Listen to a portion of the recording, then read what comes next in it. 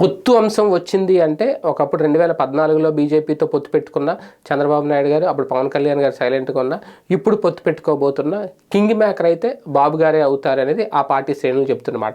ఎందుకంటే పొత్తులు కలిపే విషయంలో, లేదంటే గెలిచిన తర్వాత ఎవరు ఎక్కువ సీట్లు గెలుచుకుంటారనే దాన్ని బట్టి కింగ్ మేకర్ పవన్ కళ్యాణ్ అవుతారా లేదని అప్పుడు డిసైడ్ అవుతుంది. కానీ ఇప్పుడు ప్రస్తుతం సీట్ల పంపకాల విషయంలో భారతీయ జనతా పార్టీకి ఎన్ని సీట్లు కేటాయించాలి, జనసేనకి ఎన్ని సీట్లు కేటాయించాలి, పార్లమెంటు స్థానాల్లో బీజేపీ ఎంతమంది అభ్యర్థులు నిలబెడుతుంది, ఇవన్నీ కూడా డిసైడ్ చేసేది చంద్రబాబు నాయుడు గారే. అందులో నో డౌట్ చంద్రబాబు నాయుడు గారే ఈ పొత్తు వ్యవహారాల్లో కింగ్ మేకర్. ఎందుకంటే పక్కన ముగ్గురు రేపొద్దున భేటీ అయినా భారతీయ జనతా పార్టీ తరఫున పురంధేశ్వరి గారు కూర్చున్నా, పవన్ కళ్యాణ్ గారు జనసేన తరఫున కూర్చున్నా, టీడీపీ తరఫున చంద్రబాబు నాయుడు గారు కూర్చున్నా, ఎవరు కూర్చున్నా సరే అక్కడ చంద్రబాబు నాయుడు గారే సీనియర్ కాబట్టి ఆయన మాట కాదనేది అయితే ఏమి ఉండదు. సో ఆయనే డిసైడ్ చేస్తారు. మొత్తం రాష్ట్ర అధినేతలనే, రాష్ట్ర అధ్యక్షులనే, పార్టీ సంబంధించిన అధ్యక్షులనే డిసైడ్ చేసుకోండి సీట్లు లేదంటే అభ్యర్థుల విషయాన్ని భారతీయ జనతా పార్టీ గారికి వదిలేస్తే ఖచ్చితంగా బాబు గారే కింగ్ మేకర్ అవుతారు. అదే ఒక హామీ కూడా తీసుకుని వచ్చారు భారతీయ జనతా పార్టీ అధిష్టానం నుంచి. పొత్తు ఓకే అయితే కనుక